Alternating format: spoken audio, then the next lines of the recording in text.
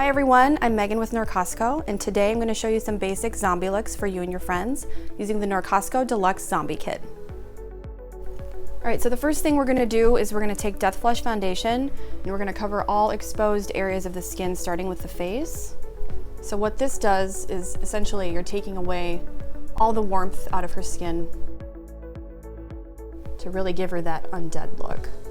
So you want to make sure you're getting all of the areas of the skin that are exposed, including the neck, chest, arms, hands, whatever part is not covered up with your costume or clothing. So now I'm going in on her hands.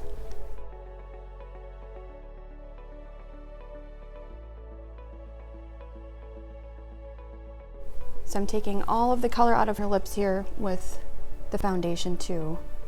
You want to get rid of any warmth in the skin.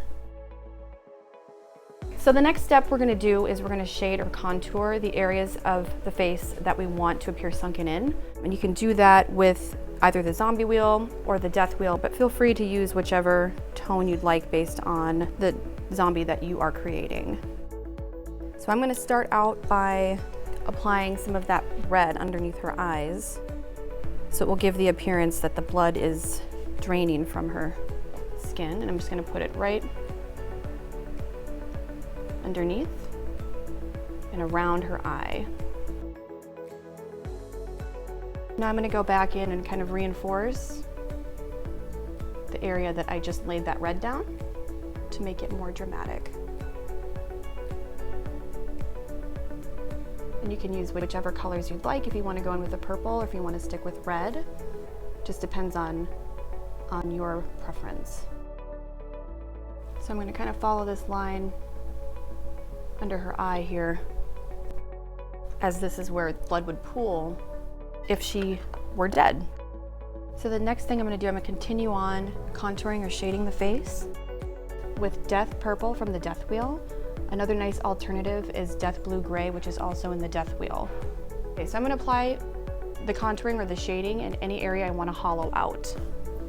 So right underneath the hollows, right here of her cheek, to give her that really gaunt appearance. Right around the hairline of the face by the temple, up in here through the hairline a bit.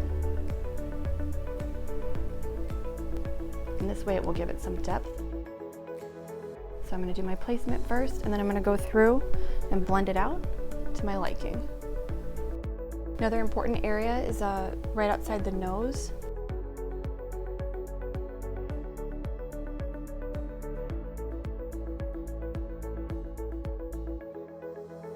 I'm going to continue shading on the body or any other exposed areas. So I'm going to go in and put some of that Death Purple on her lips to give a rotting appearance. And I'm going to go through and just kind of blend out at this point. I'm going to do some shading in through her brow and above the brow and bring it down towards her eye on the lid a bit to add some more dimension. So as you can see, I've sort of changed the shape of her face with the placement of the shadows. So any place that there is a shadow, that purple, it appears more sunken in and more zombie-like. She's starting to look more dead than alive.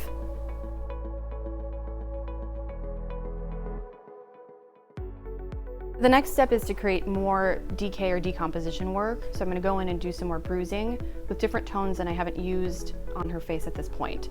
So we can use the zombie wheel or go ahead with the death wheel again.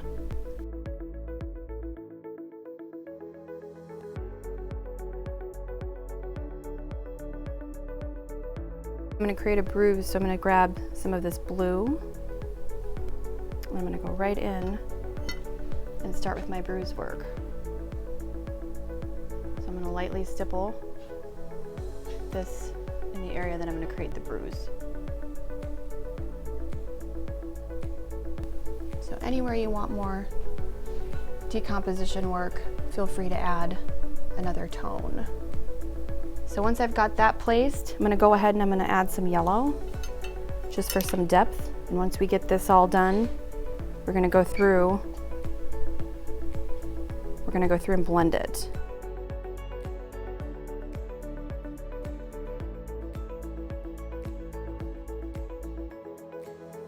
So at this point, we've got the base down, we've done some contouring and shading, some bruise work, decomposition work.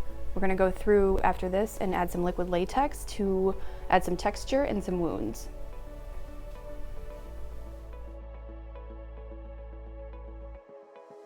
The next step is to use liquid latex, and we're gonna create some wounds. So you wanna make sure you shake this pretty well before you get started. And I'm gonna go ahead and apply it with a cotton swab. You can use a sponge or a brush if you like, but just know it will ruin your brush. It won't come out if you decide to do it that way. I'm gonna apply it anywhere I wanna create a wound. I'm gonna work in really thin layers because it needs to dry between layers. So the thicker I put it on, the longer it's gonna take. You can always speed up drying time by using a hair dryer. So a real quick, easy trick is to take some tissue paper. So I'm just gonna rip it. It's gonna be nice and jagged. The whole point is so that it looks like it's rotting flesh, so it does not need to be perfect. I'm gonna go ahead and apply it right over the latex I just laid down. And then on top of that, I'm gonna go ahead and put down more liquid latex. So I'm just gonna go in again and add another layer of tissue paper. I'm gonna crinkle it up and add another layer of liquid latex on top.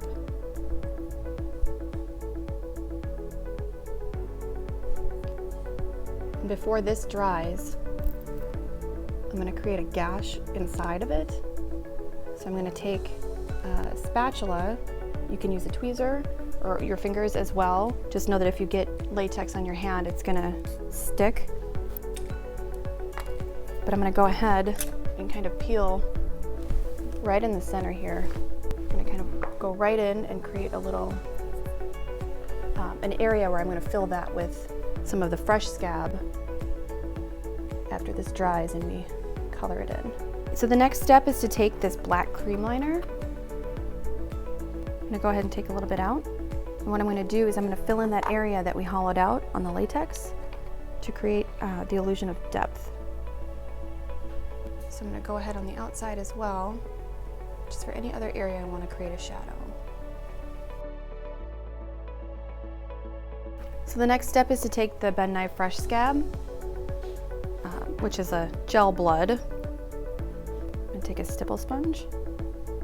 I'm going to go in anywhere I want to create a scab. So I'm going to go in through the brow in this case and just lightly stipple it on for some basic blood effects. Another quick and easy thing you can do is take the fresh scab and grab a spatula from the kit. You can create a quick cut.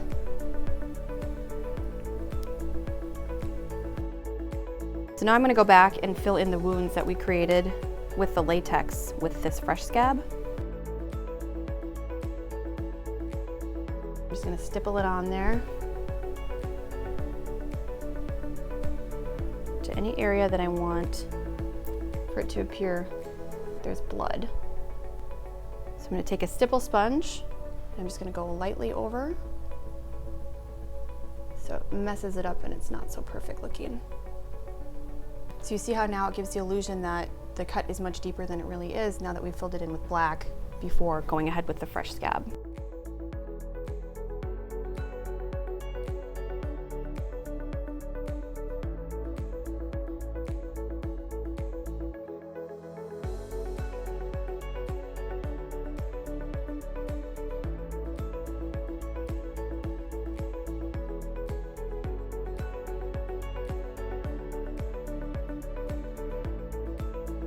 At this point, we have a pretty comprehensive zombie look with the latex and the fresh scab. If you wanted to, you could go back in and reinforce some bruising or add extra decomposition work. At this point, I'm going to go in and dirty up her teeth and her nails to really give her that undead look. So the next step is I'm going to take this pencil from the kit and I'm going to dirty up her teeth. You know, as a zombie, you want your teeth to be rotting. So I'm just outlining the teeth. The other thing we can do with the pencil is go in and dirty up the nails. We can go in through on the mouth. So we're really just taking the life out of the mouth again. So I'm just gonna go back in and add a little bit more blood to the look. And then we should be ready to rock and roll. At this point, we're gonna add some powder just so that all of the cream work that we did earlier is gonna stay. You just kind of stipple it on. The last step is to apply Final Seal, which is gonna seal the whole look together and make sure that it stays on all night. Spraying. So there we have it. We've got our completed zombie look. Everything I did today was out of the NorCostco Deluxe Zombie kit. It's got enough makeup and tools for you and your friends for a variety of zombie looks. Thanks for watching.